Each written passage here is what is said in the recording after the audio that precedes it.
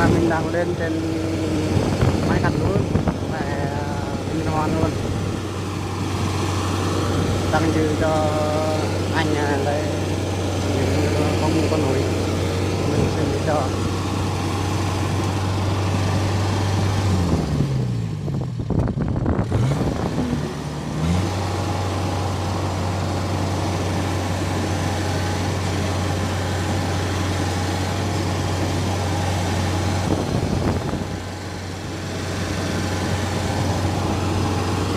Ai muốn cắt lúa thì quay xe rồi nhé, em cắt cho, cắt rất là nhanh luôn.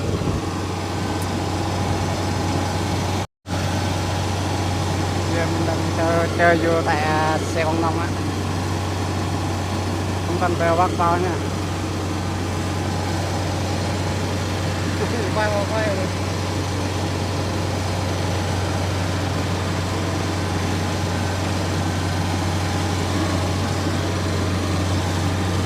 lên xe con nông hơn chút bao rồi, bây giờ lại liên tiếp còn 2 lần vô nữa, 2 lần nữa.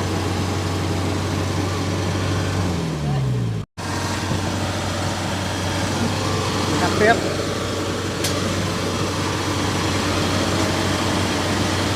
Còn 2 phát chuông nữa là hết lúa, còn lúa bên kia nữa.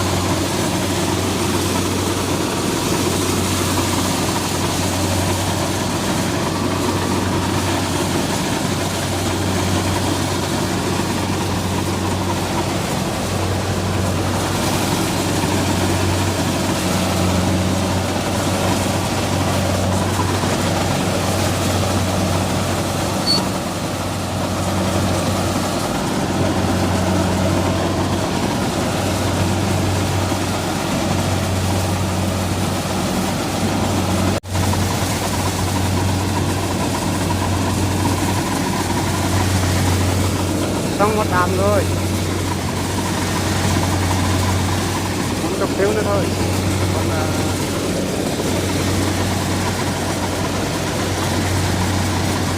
ra giường hoa mà hiu chưa.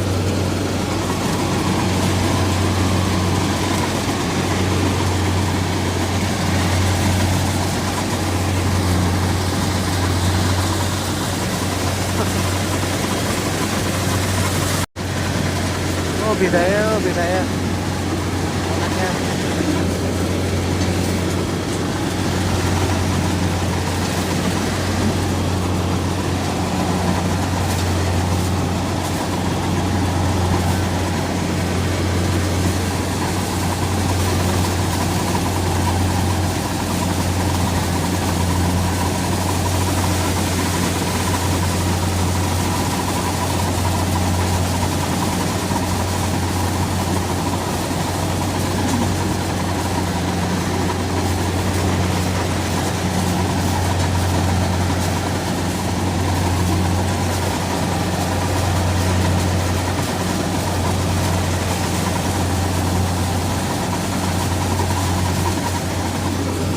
hết đam rồi,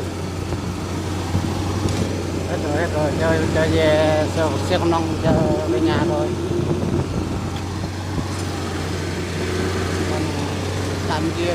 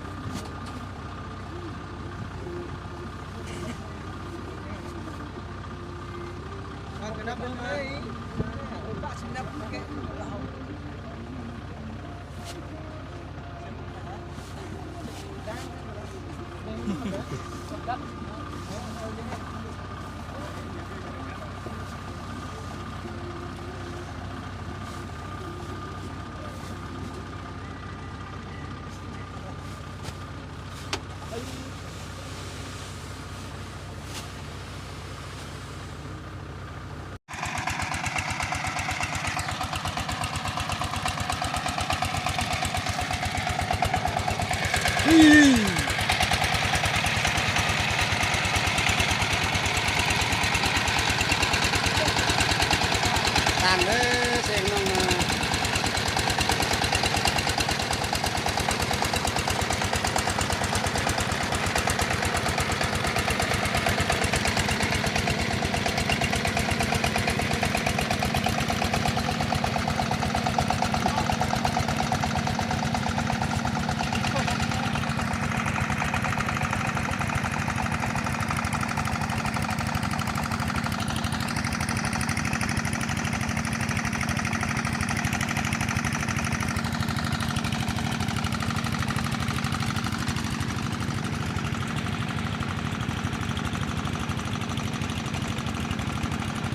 Ya, lihat kadap ah, gua bingung kadap kan, kalu kan.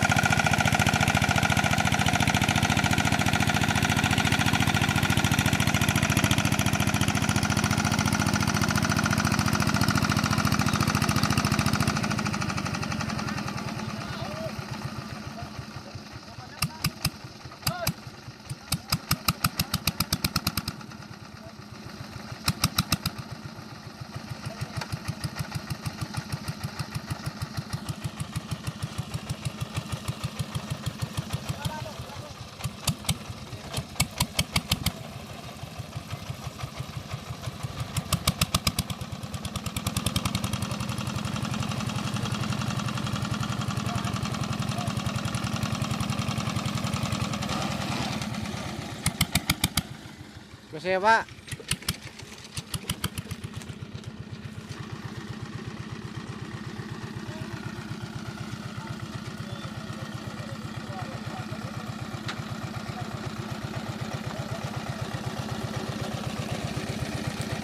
Nah, daripada